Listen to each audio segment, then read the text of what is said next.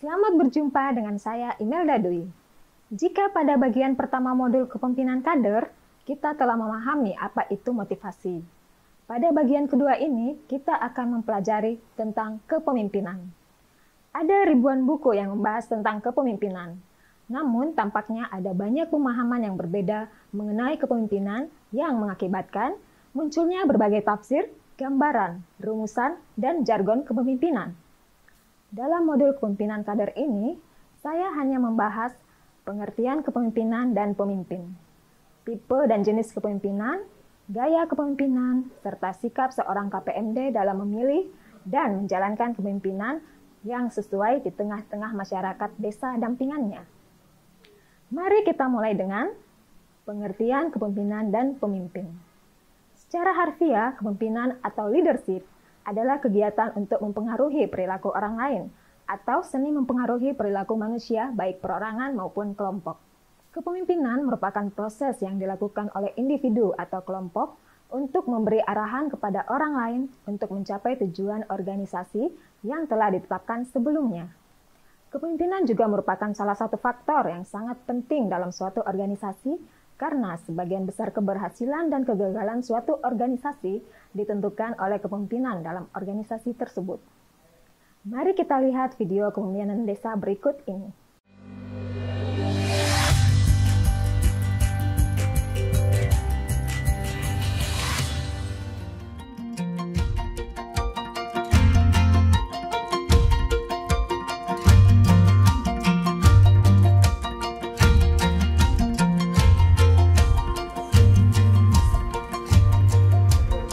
Sosok kepemimpinan ideal yang ada di pedesaan.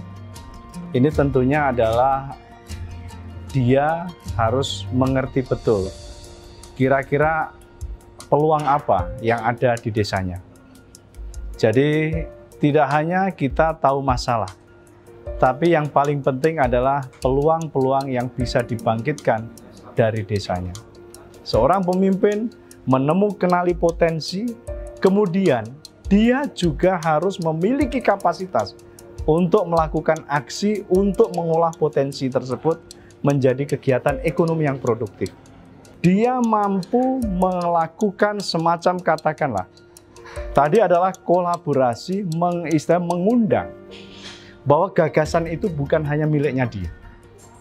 Jadi harus ada yang namanya kapasitas untuk dia untuk menyampaikan gagasan itu pada orang lain. Pemimpin memang dia harus memiliki semacam kapasitas luar biasa untuk mendorong prakarsa dari warga masyarakat. Nah, prakarsa-prakarsa inilah yang harus kita istilahnya bangkitkan, yang harus kita gali. Karena pemimpin yang baik, ini adalah pemimpin yang sebetulnya dia hanya istilahnya menggali kompetensi, kapasitas yang ada di orang-orang yang itu ibaratnya kalau dia kumpulkan menjadi sebuah kekuatan.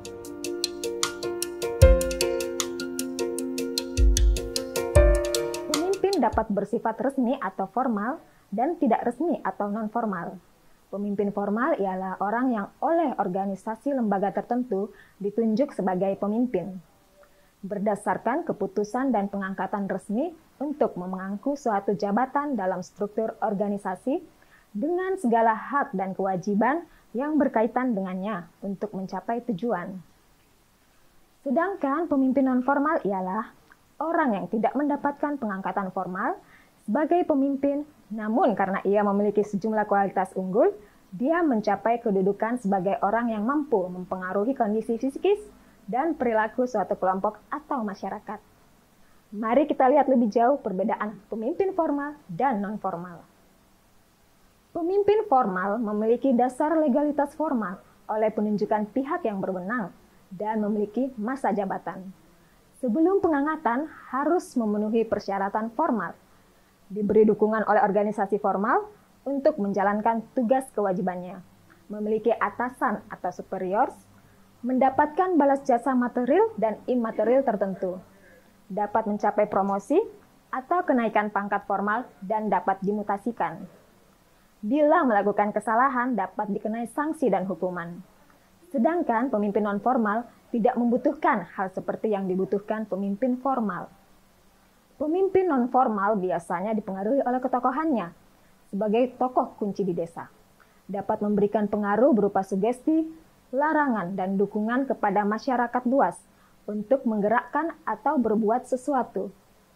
Dan status sosial ini pada umumnya dicapai karena beberapa faktor penentu, seperti keturunan, kekayaan, taraf pendidikan, pengalaman hidup, sifat karismatik dan ciri-ciri hereditor, serta jasa-jasa kepada masyarakat. Mari kita mengenal tipe dan jenis kepemimpinan. Ada berbagai jenis kepemimpinan yang dipahami dan diterapkan saat ini. Tiap jenis kepemimpinan memiliki kekurangan dan kelebihan, sehingga dalam penerapannya perlu memperhatikan banyak hal. Jenis kepemimpinan tersebut antara lain otoriter. Pada jenis ini, seorang pemimpin akan memerintah sesuai dengan kehendaknya sendiri. Afiliatif. Kepemimpinan yang afiliatif adalah seorang pemimpin yang memberikan jalan bagi anggotanya untuk bertindak. Demokratis. Kepemimpinan jenis ini mengedepankan pendapat dari anggota untuk mengambil keputusan, sehingga setiap masalah diselesaikan dengan cara musyawarah dan mufakat. Coaching. Jenis kepemimpinan ini menuntut kesempurnaan dari anggotanya. Sekarang, mari kita lihat apa yang disebut gaya kepemimpinan. Gaya kepemimpinan adalah suatu cara pemimpin untuk mempengaruhi anggotanya agar mau bekerja sama dan bekerja secara produktif untuk mencapai tujuan organisasi. Terdapat beberapa macam gaya kepemimpinan, yaitu sebagai berikut. Gaya kepemimpinan otoriter. Kepemimpinan otoriter adalah jika sebagian besar kekuasaan atau wewenang mutlak berada pada pimpinan, atau kalau pimpinan itu menganut sistem sentralisasi wewenang. Pengambilan keputusan dan kebijaksanaan hanya ditetapkan sendiri oleh pemimpin. Anggota tidak diikutsertakan untuk memberikan saran, ide, dan pertimbangan dalam proses pengambilan keputusan. Gaya kepemimpinan partisipasi. Kepemimpinan partisipasi adalah kepemimpinan yang dilakukan dengan cara persuasif, menciptakan kerjasama yang serasi, menumbuhkan loyalitas, dan partisipasi para anggota. Pemimpin memotivasi anggota agar merasa ikut memiliki organisasi. Anggota harus berpartisipasi memberikan saran, ide, dan pertimbangan dalam proses pengambilan keputusan. Gaya kepemimpinan delegasi. Kepemimpinan delegasi apabila seorang pemimpin mendelegasikan wewenangnya kepada bawahan dengan agak lengkap. Dengan demikian, bawahan dapat mengambil keputusan dan kebijaksanaan dengan bebas atau leluasa dalam melaksanakan pekerjaannya. Pemimpin tidak peduli cara bawahan mengambil keputusan dan mengerjakan pekerjaannya. Sepenuhnya diserahkan kepada bawahan. Berdasarkan uraian di atas, seorang KPMD dalam menjalankan tugas dan fungsinya agar memperhatikan tipe, jenis, dan gaya kepemimpinan yang sesuai dengan kondisi dan situasi yang dihadapi, serta memperhatikan peran para pemimpin di desa, khususnya pemimpin non-formal, yang sebagian besar merupakan tokoh kunci sebagai panutan yang diikuti, serta mempunyai pengaruh besar di tengah masyarakat desa. Bagaimana seorang KPMD bersikap dalam pemecahan masalah dan pengambilan keputusan? Seorang kader pemberdayaan masyarakat harus bisa berperan sebagai pemecah masalah atau problem solver dan pengambilan keputusan atau decision maker dalam masyarakat. Kriteria penting yang harus dimiliki oleh seorang pemimpin adalah harus bersikap bijaksana, cerdas, berani, dan tegas dalam menghadapi permasalahan maupun dalam proses pengambilan keputusan. Dalam konteks tersebut, maka kader pemberdayaan masyarakat perlu memahami tentang dasar-dasar dalam proses pemecahan masalah dan pengambilan keputusan yang meliputi identifikasi masalah, diagnosa penyebab masalah, dan pemecahan masalah. Mari kita lihat dari pengertian masalah. Masalah atau problem merupakan bagian dari kehidupan manusia. Hampir setiap hari manusia dihadapkan kepada persoalan-persoalan yang perlu dicari jalan keluarnya. Masalah seringkali disebut orang sebagai kesulitan, hambatan, gangguan, ketidakpuasan, atau kesenjangan. Apabila ada ketidaksesuaian dalam suatu situasi antara keadaan yang sebenarnya dengan tujuan, dan dalam situasi tersebut mengandung suatu perintang bagi seseorang dalam mencapai tujuan, maka akan menimbulkan permasalahan. Bagaimana dengan pemecahan masalah dan pengambilan keputusan? Pemecahan masalah adalah suatu proses mencari atau menemukan jalan yang menjembatani antara keadaan yang sedang dihadapi dengan keadaan yang diinginkan. Kemampuan menyelesaikan masalah dapat diartikan sebagai sebuah kemampuan aktivitas kognitif dan kecakapan kader dalam menyelesaikan permasalahan secara efektif yang meliputi usaha untuk memikirkan, memilih, dan mempertahankan alternatif jawaban kepada satu pemecahan atau solusi yang ideal dengan meminimalkan dampak negatif yang ditimbulkan. Ada banyak metode untuk mengetahui akar penyebab dari masalah yang muncul di sebuah organisasi. Metode-metode tersebut antara lain bertukar pikiran. Metode bertukar pikiran adalah suatu teknik atau cara yang digunakan dalam sebuah kelompok untuk menghasilkan gagasan, pikiran, atau ide yang baru dengan melontarkan suatu masalah. Metode bertukar pikiran mirip dengan metode diskusi, di mana tujuannya adalah menghimpun gagasan dan pendapat, informasi, pengetahuan, pengalaman dari semua peserta. Bertanya mengapa beberapa kali metode ini mengharuskan kita untuk mempertanyakan penyebab dari penyebab suatu masalah. Ketika kita menghadapi suatu masalah, cobalah bertanya, mengapa untuk mencari sumber penyebabnya? Jawabannya merupakan dasar untuk pertanyaan mengapa berikutnya. Ketika mendapat jawaban dari pertanyaan mengapa, yang pertama, jangan berhenti sampai di situ. Ajukan kembali pertanyaan mengapa pada jawaban pertama tadi. Teruslah bertanya mengapa sampai tidak bisa mengidentifikasi penyebab lainnya, yaitu sampai menemukan sumber pokok masalahnya. Metode pohon masalah. Pohon masalah atau problem tree merupakan sebuah pendekatan atau metode yang digunakan untuk identifikasi penyebab suatu masalah. Analisis pohon masalah dilakukan dengan membentuk pola pikir yang lebih terstruktur mengenai komponen sebab akibat yang berkaitan dengan masalah yang telah diprioritaskan.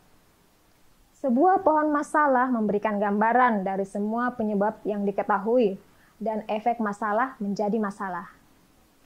Pohon masalah membantu untuk mencari solusi dengan cara memetakan anatomi sebab dan akibat di sekitar masalah. Metode urgency, seriousness, growth, atau disingkat dengan USG. Urgency berarti seberapa mendesak masalah tersebut harus dibahas, dihubungkan dengan waktu yang tersedia. Seriousness adalah seberapa serius masalah perlu dibahas dan dihubungkan dengan akibat yang timbul. Growth berarti seberapa kemungkinan isu tersebut menjadi berkembang, dikaitkan kemungkinan masalah akan makin memburuk jika dibiarkan. Metode USG merupakan salah satu metode scoring untuk menyusun urutan prioritas masalah yang harus diselesaikan. Pada tahap ini, masing-masing masalah dinilai tingkat risiko dan dampaknya. Langkah scoring dengan metode USG adalah membuat daftar akar masalah, membuat tabel matriks prioritas masalah dengan bobot scoring 1-5 dan nilai yang tertinggi sebagai prioritas masalah. Metode analisa SWOT, Strength, Weakness, Opportunities, and Threats. Analisa ini didasarkan pada logika yang dapat memaksimalkan kekuatan, strength, dan peluang atau opportunities, namun secara bersamaan dapat meminimalkan kelemahan atau weakness, dan ancaman atau threats. Kekuatan atau strength merupakan sumber daya keterampilan atau keunggulan. Adapun tahap proses pemecahan dan masalah dan pengambilan keputusan dapat dilihat pada gambar berikut. Pengambilan keputusan dalam sebuah organisasi dapat dilakukan dengan 3 gaya pengambilan keputusan, yaitu sendiri, yaitu pengambilan keputusan dilakukan sendiri oleh seorang pemimpin tanpa meminta masukan dan usulan dari siapapun. Konsultatif, yaitu pengambilan keputusan oleh seorang pimpinan dilakukan melalui konsultasi dengan beberapa orang saja, 1 atau 2 orang saja. Kemudian keputusan diambil sendiri oleh pemimpin. KPMD dalam melaksanakan tugasnya tidak akan pernah lepas dari pemecahan masalah dan pengambilan keputusan. Pengambilan keputusan merupakan prasyarat penentu tindakan. Pengambilan keputusan yang tidak tepat akan menimbulkan banyak masalah. Manakah gaya pengambilan keputusan terbaik dari 3 gaya tersebut? Tidak ada satupun gaya terbaik. Semua dapat dikatakan baik, tergantung situasi dan kondisi yang dihadapi. Oleh sebab itu, ketika pengambilan keputusan, KPMD dituntut untuk berhati-hati dan penuh pertimbangan, atau hal-hal yang akan muncul ketika suatu keputusan akan diambil. Demikian modul kepemimpinan kader bagian kedua ini. Tetap semangat, desa maju, Indonesia maju, desa pasti bisa.